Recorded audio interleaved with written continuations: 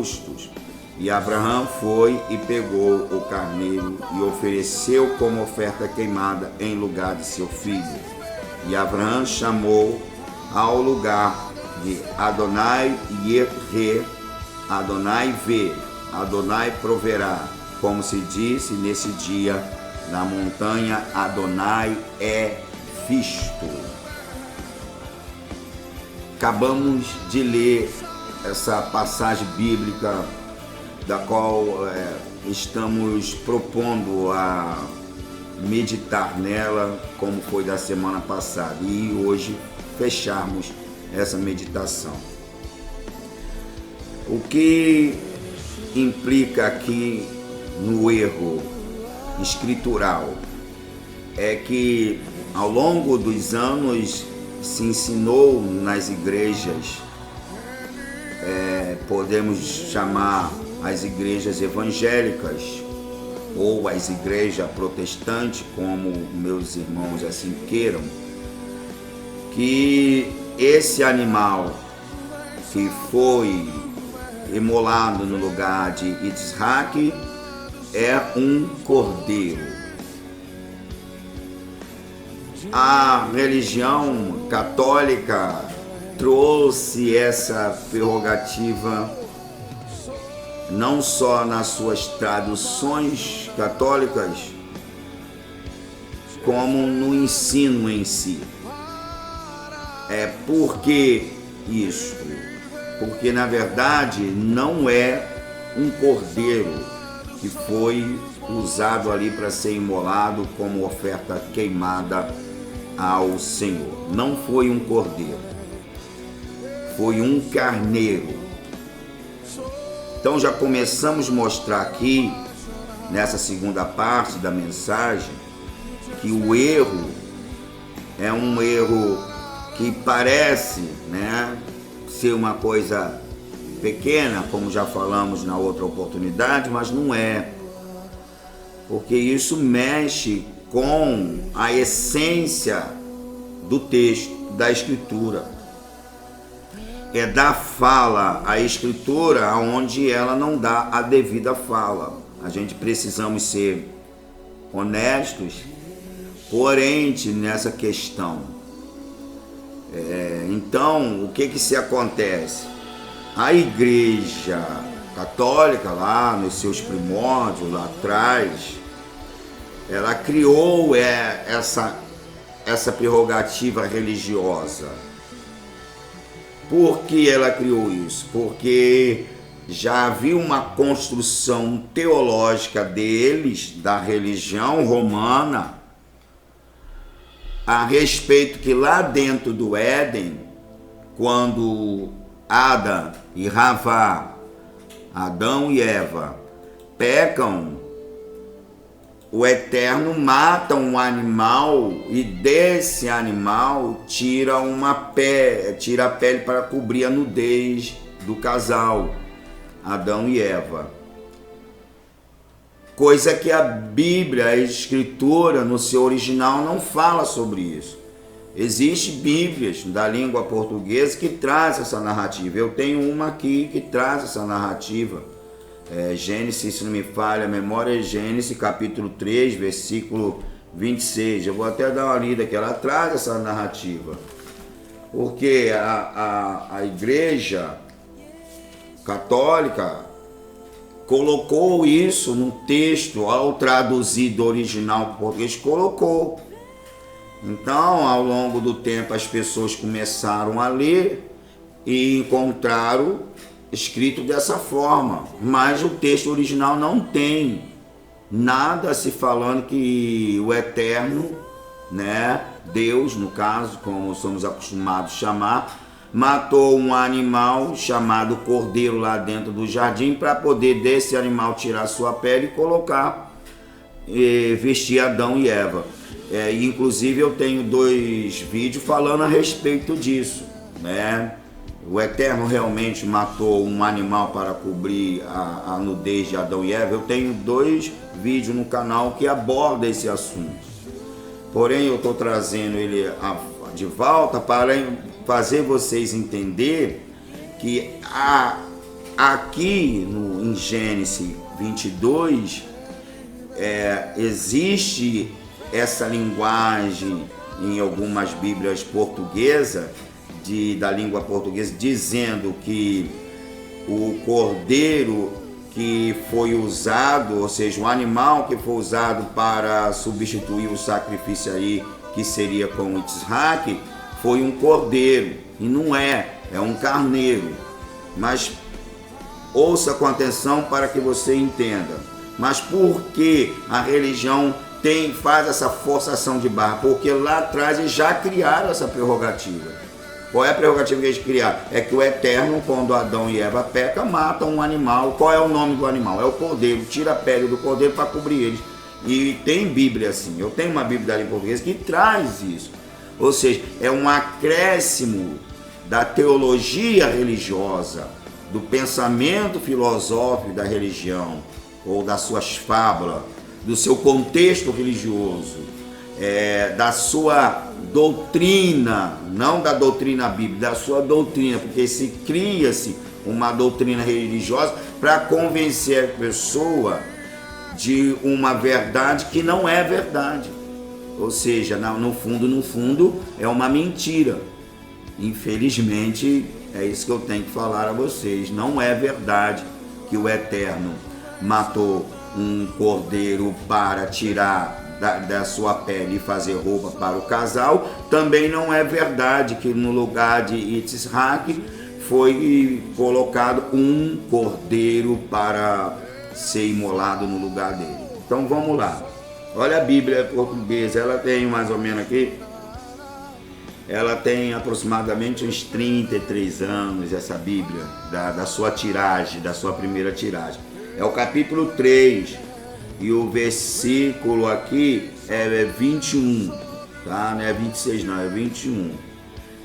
E aqui está dizendo aqui, ó, e o Deus Eterno fez roupas de peles de animais para a sua mulher e os vestiram. Tá vendo?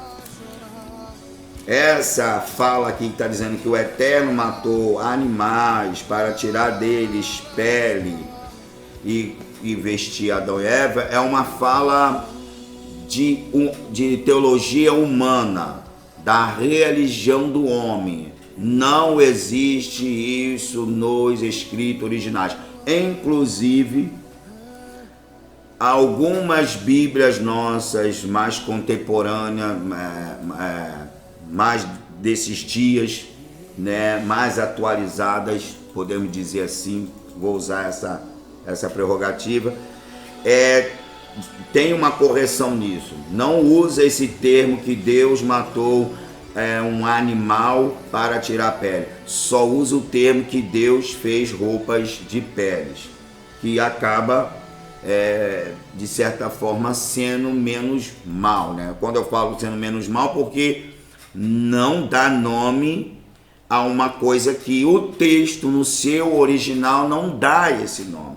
Então o problema aí, os tradutores, ao traduzir, eles traduziram dentro da sua linha religiosa, dentro do seu contexto teológico, dentro da sua visão religiosa e não bíblica. E aí, muitos escritores e tradutores, infelizmente, muitos acrescentaram coisa que não tem no texto, como é o caso aqui, esse acréscimo que foi animais que foram mortos para cobrir Adão e Eva, como é esse caso, como existem também casos que eles omitem ou tiram, porque vai se fazendo, compilando cópias, fazendo cópias dentro de uma visão do seu contexto religioso. Infelizmente, os nossos copistas, os nossos tradutores, na sua maioria, não vou dizer assim todos,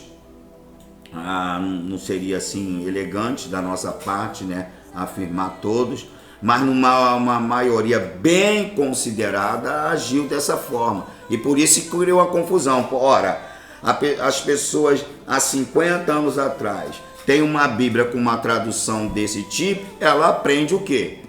Deus matou um animal. Aí dá nome a esse animal, que é um erro. Qual o nome que dá? Um animal que Deus matou lá no Éden foi um cordeiro.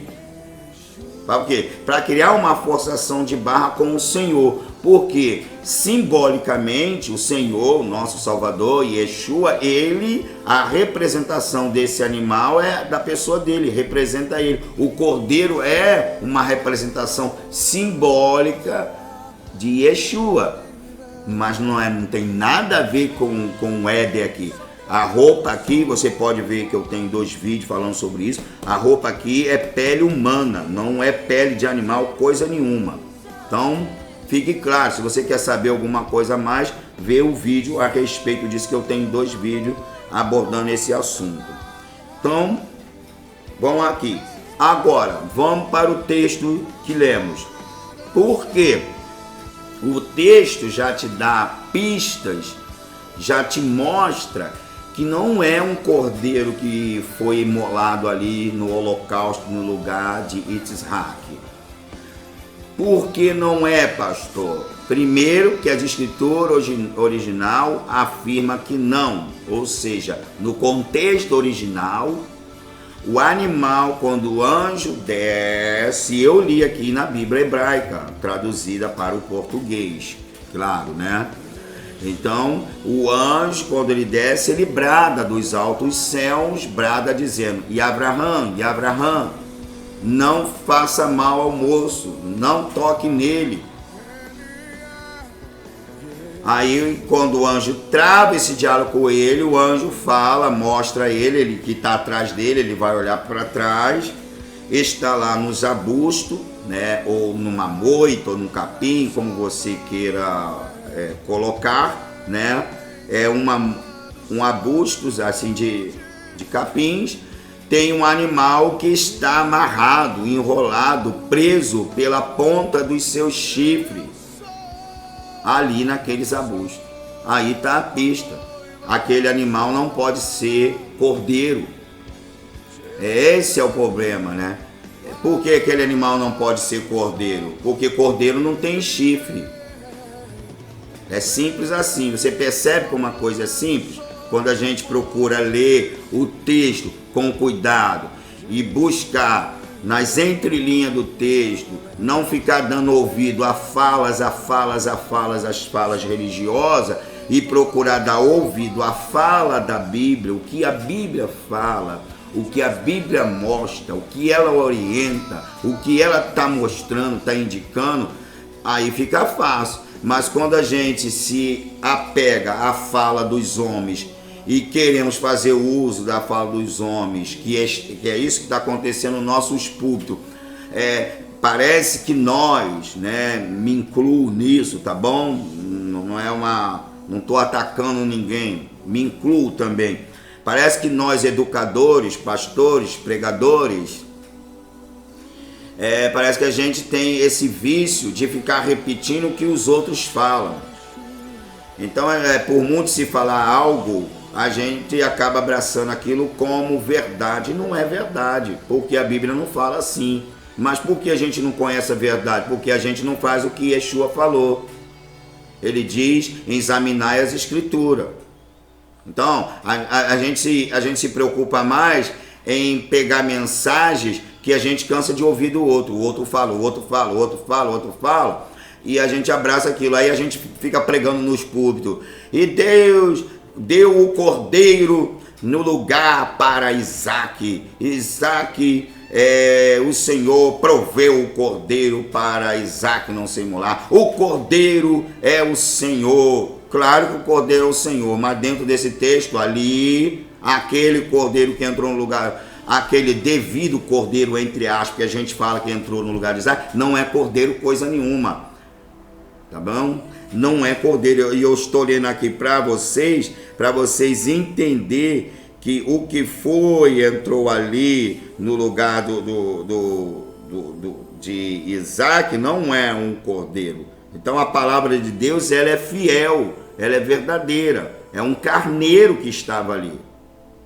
Porque carneiro tem chifre e era ele que estava ali.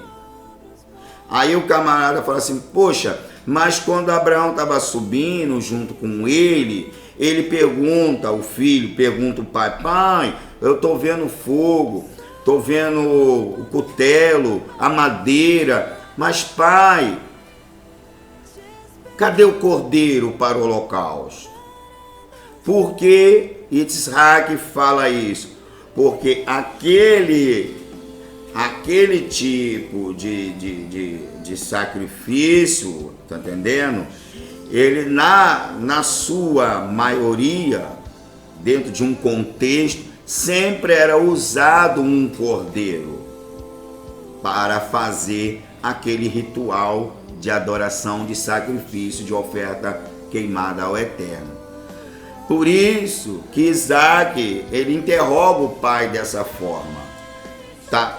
Todos os objetos, tudo que é necessário para realizar ali o holocausto está em mãos, porém o cordeiro não está. A resposta de Abraão, a resposta dele é essa: meu filho, o cordeiro Deus proverá para si. Olha o que ele está falando. Ele não está falando para nós. O cordeiro vai ser provido para nós. Deus vai nos dar um cordeiro lá em cima. Ele não usa nenhuma fala desse gênero. A fala dele é específica. Ele especifica: o cordeiro Deus proverá para si. Então não é para Isaac nem para ele. Por isso que quando o anjo brada para ele não fazer mal ao menino, o que entra no lugar do menino ali naquele sacrifício, né, é um carneiro. Porque o cordeiro não é para substituir Isaac. O cordeiro é para fazer expiação do pecado da humanidade, da raça humana. Por isso que entra ali o carneiro, porque dentro de um ritual religioso, o carneiro também é aceito em um holocausto. Então você vê que não pode ser o carneiro, não pode ser o cordeiro, porque ele está preso pelo chifre, e cordeiro não tem chifre. É simples assim. E quando Deus está falando, quando Abraão fala para o filho, Deus vai prover para si, é para ele, não é para o próprio Deus. Porque o único que poderia satisfazer a Deus nas suas prerrogativas em um todo é o próprio cordeiro dele. Por isso que lá no Evangelho, no capítulo 1, versículo 29, no Evangelho do nosso Senhor, segundo o nosso irmão Yohanan, que nós o chamamos de João, no capítulo 1, versículo 29, ele, quando Yeshua está chegando ali no Jordão para ir para as águas para o batismo, ele brada ao ver Yeshua, ele diz: eis aí o Cordeiro de Deus que tira o pecado do mundo. Então, quando Yohanan está falando assim, ele está transportando essa mensagem para um ponto da Torá, que todos os judeus e todos que ali estavam para ser batizados por ele, por Yohanan o Batista, todos ali, quando ele fala isso, eles se ligam ao que a Torá mostra, ou seja, ele transporta todos ali a pensar lá atrás, porque o cordeiro que se liga ao Senhor lá na Torá é o cordeiro pascual da Páscoa, o cordeiro de Persa, que foi o cordeiro que foi usado para ser imolado, tirar seu sangue e o povo israelita comer sua carne assada, e enfim, eles comerem e fazer o uso do sangue para colocar nos umbrais da porta, nos umbrais da janela, para que quando o eterno anjo passasse por sobre o Egito, a casa que houvesse o sangue do cordeiro fosse livre da praga da morte dos primogênitos. E também é um ato simbólico, porque o Eterno fala, a partir dessa data será o primeiro dia do ano de vocês, terá que ser feito isso todo ano, ou seja, será a festa, a vossa festa para o Eterno, a festa, ou melhor dizendo, a festa do Eterno, que é festa de Persa, que nós chamamos de Páscoa. Shaul fala em uma das seus escritos, nas suas cartas, Shaul, que a gente chama ele de Paulo, ele fala que Cristo é a nossa Páscoa, né?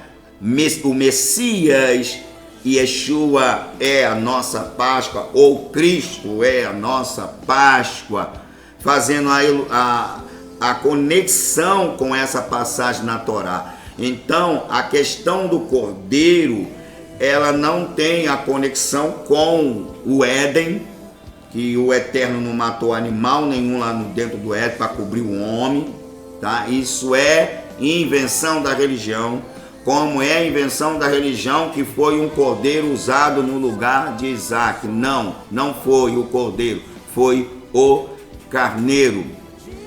Por tudo isso que eu acabei de lhe falar, porque o cordeiro é para quem? O cordeiro é para o Senhor. Olha o que Abraão diz: Deus proverá o cordeiro para si. Então o cordeiro é para o Eterno, o grande Deus Todo-Poderoso, o Yud Rei Vav Rei, é a Ele. O cordeiro pertence a Ele, e só o cordeiro pode satisfazer o Eterno em todo o seu contexto elaborado com respeito à salvação, ao resgate, ao perdão, à remissão. E por isso que não tem a conexão correta, é o que Yohanan fala, João 1, né? E versículo 29, que bate lá com o êxodo, que nós chamamos de êxodo, né?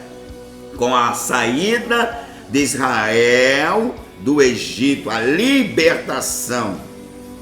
Então isso tem ligação com a morte do nosso Senhor no Calvário.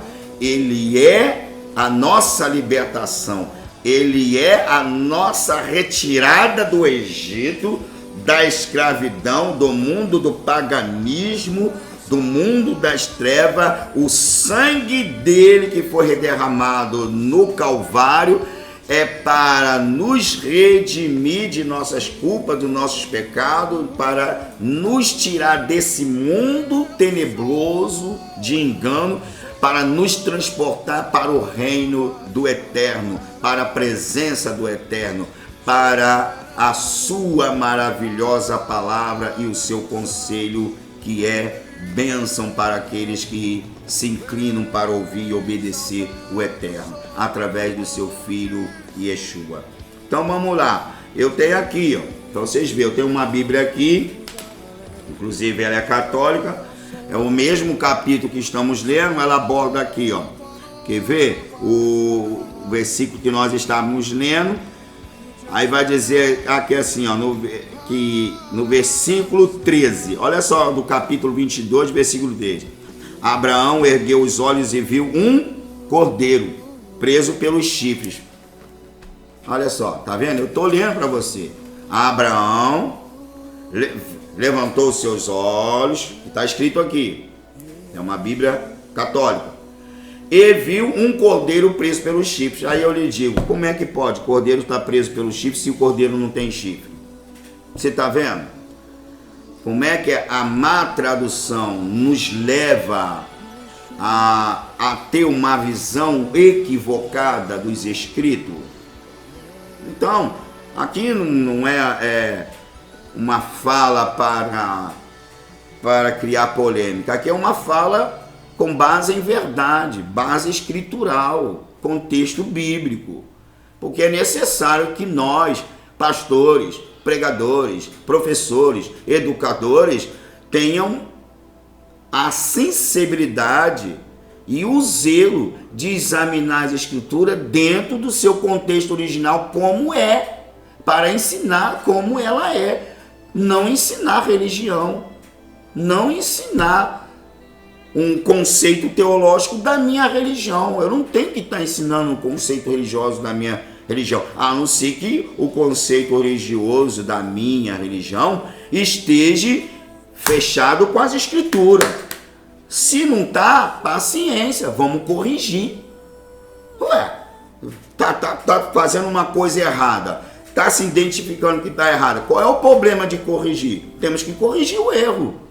Ou a gente tem que permanecer no erro? Como diz o ditado do brasileiro, que burrice não é o erro, burrice é permanecer no erro, sabendo que está errado. Aí, poxa, paciência, né? No meu caso, eu sou um pastor. Sou um educador, eu prego, e aí eu tenho que pregar mentira, ilusão. Então, vamos botar a mão na consciência, parar com esses dogmas religiosos e nos preocupar de ensinar as escrituras como ela é. Olha bem, quando aqui no versículo, o último versículo que nós lemos, o 14, né? Olha bem, desse capítulo 22 de Gênesis. E Abraão chamou ao lugar Adonai Yireh. Adonai, aí quer dizer o que? Adonai vê, Adonai proverá. Como se disse nesse dia, na montanha, Adonai é visto. Olha bem que mensagem a gente temos aqui. Essa palavra quer dizer que Adonai foi visto naquela montanha. Vamos aqui para a Bíblia. Você vê como a Bíblia, ela se encaixa entre si. Ó, a Bíblia não tem contradição, tá? A Bíblia não tem queda de braço. Uma escritura de um determinado livro fala de um Deus de uma maneira e o outro livro lá fala de um Deus de outra maneira. Não, as escrituras não falam no eterno de maneiras equivocadas, não. Ou seja, a essência dele é uma só. Ele é um, ele é Errat. Adonai é Errat. Adonai é um. A Bíblia é bem clara em dizer, nele não há sombra de variação. Ele é o mesmo ontem, hoje e eternamente.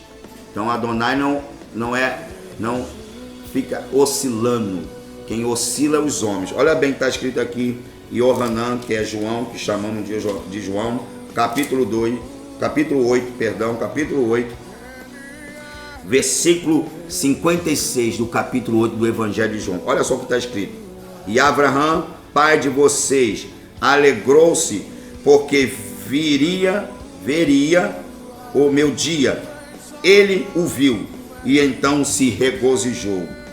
Olha bem, Abraão, como deve estar na vossa Bíblia, vosso pai se alegrou porque veria o meu dia, e ele viu, e então se regozijou, ou se alegrou. Versículo 57. Você ainda não tem 50 anos, o povo dizendo para Yeshua, você ainda não tem 50 anos e viu, e Abraão? Disseram-lhe os habitantes de Judá, ou de Judá.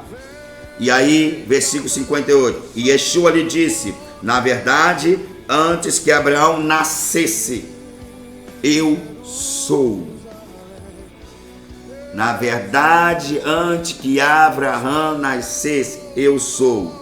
Neste momento, eles pegaram em pedra para apredejá-lo, mas Yeshua foi ocultado de sua área no templo. Perceba que o Senhor fala assim, que Abraão desejou ver, que veria o seu dia e viu. Ele viu o dia do Senhor.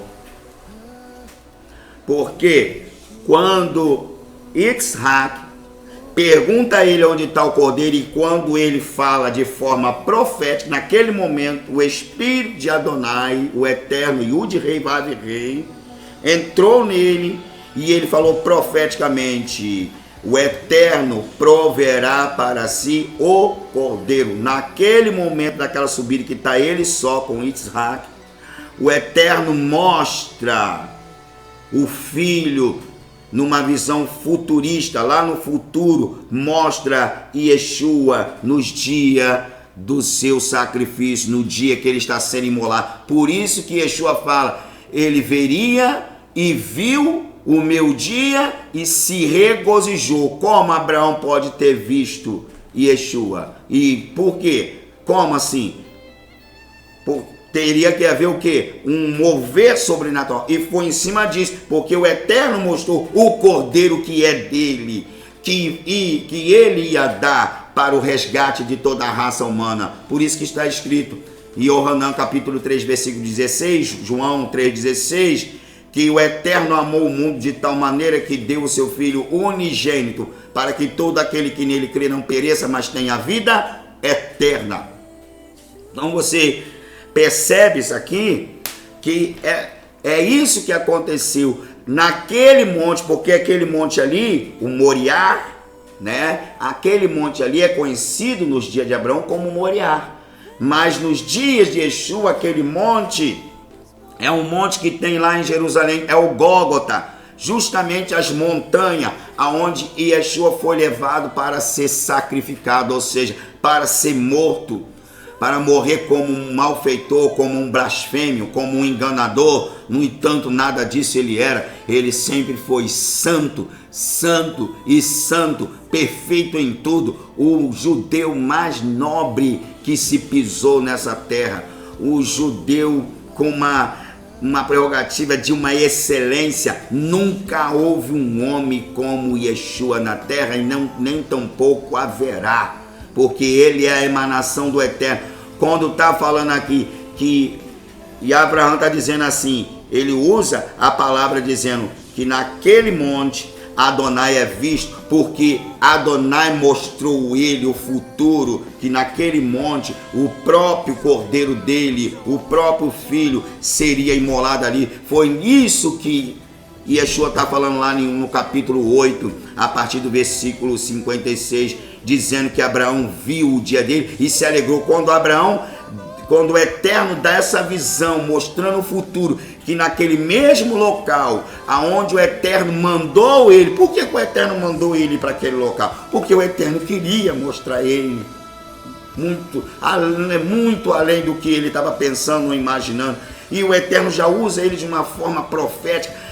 O Cordeiro Deus proverá para si. Então, quando ele fala isso, o Eterno abre a cortina do futuro, dá uma visão a ele dos dias de Yeshua, que naquelas mesmas montanhas ali, que ele está subindo com o filho dele, Yitzhak, naquele lugar, Yeshua seria morto pelos nossos pecados, seria imolado, seria derramado o seu sangue, sofreria a aflição da dor do desprezo, da agonia da morte, para poder dar-nos direito, acesso ao Eterno, para voltarmos para o Eterno, para entrar pelo caminho da Techuvá. É isso que aconteceu ali.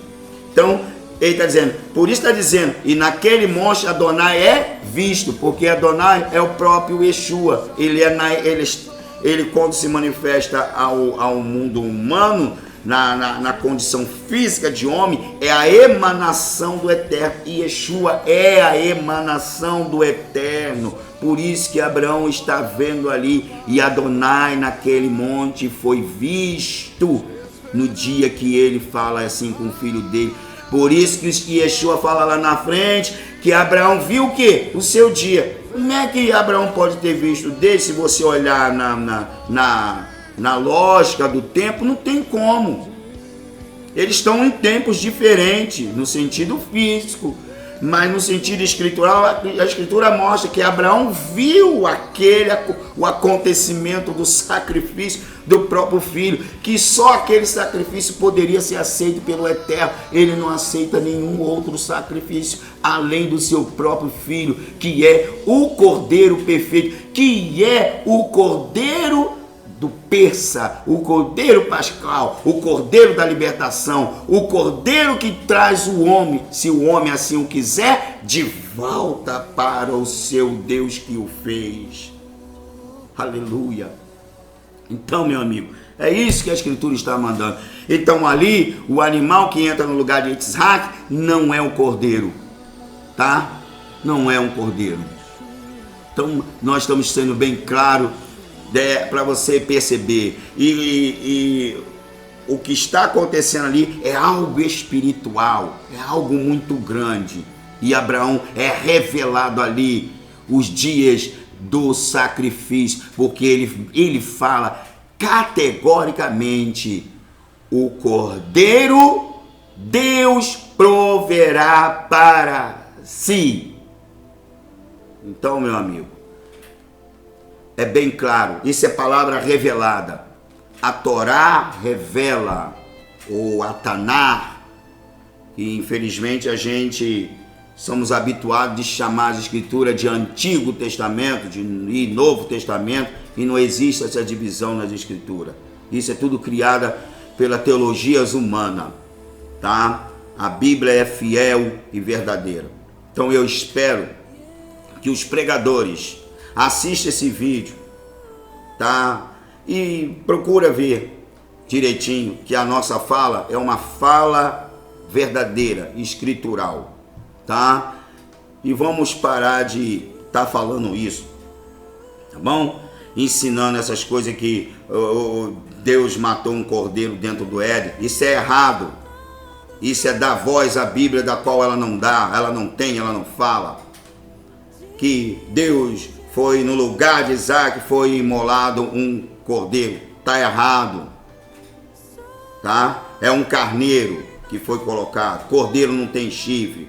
Vamos ser o quê? Ser pensante. Vamos pensar, ler as Escrituras e procurar pensar. Não pensar com a cabeça dos outros, pensar com a nossa cabeça, através da ação poderosa do Ruach HaKadosh, o Espírito de Santidade, pois a Escritura é reveladora, ela é viva, ela é eficaz, ela é mais penetrante de qualquer espada de dois gumes. Ela vai até a divisão da alma e do espírito.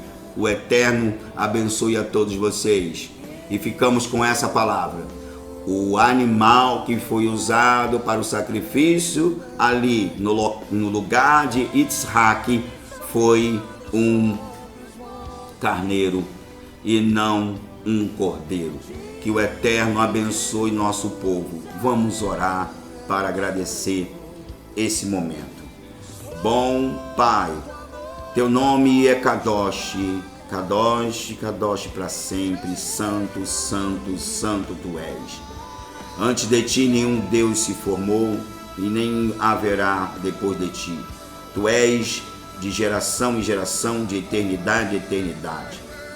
Ainda antes que não houvesse nada, tu já existia. Pois não existia nada, tu já existia. Tu é aquele que criou tudo do nada. Todo poder, toda honra, toda glória atribuímos a ti, porque tu és digno de ser honrado. Tu és digno de ser louvado. Tu és a nossa alegria, o nosso amor, nossa felicidade, nossa vida. Tu és tudo para nós. Perdoa nossos pecados e nos faz enxergar a bondade do nome do teu Filho Yeshua, que é um nome poderoso para nos transformar para ti. Que o teu conhecimento venha ser derramado sobre nossas mentes, nossa alma, o nosso coração, que o nosso entendimento seja avivado pela presença transformadora do teu Ruach HaKadosh, o Espírito Santo, o Espírito de Santidade. Eu agradeço por todos aqueles que estão nos acompanhando nesse canal e aqueles que ainda haverão de entrar, os que estão ouvindo, que o Senhor abençoe. Abençoe as igrejas brasileiras, todos os nossos pastores no Brasil, seus ministérios sejam abençoados. Abençoe esta nação, abençoe o sistema político para que essa nação venha ter dias melhores. Abençoe também os teus filhos, os descendentes do teu amigo Abraão, Israel. Abençoe Israel e todos os descendentes que não só estão lá na terra da Palestina, mas que estão espalhados nos quatro cantos da terra. São bênção, teu povo é bênção para as nações. Que nós possamos entender isso e que toda barreira que faz com que tanto a igreja quanto o povo judeu ficam afastados um do outro, essas barreiras caiam para que se cumpra a tua palavra, para que de 2 homens seja feito um só, para que de 2 povos seja feito um só, e Yeshua seja o nosso pastor, o nosso sumo sacerdote, o cabeça desse povo, como a tua palavra assim nos tem ensinado. Eu agradeço por esse momento, entrego em tuas mãos, obrigado por tudo, em nome de Yeshua, o Mashiach. Amém e amém.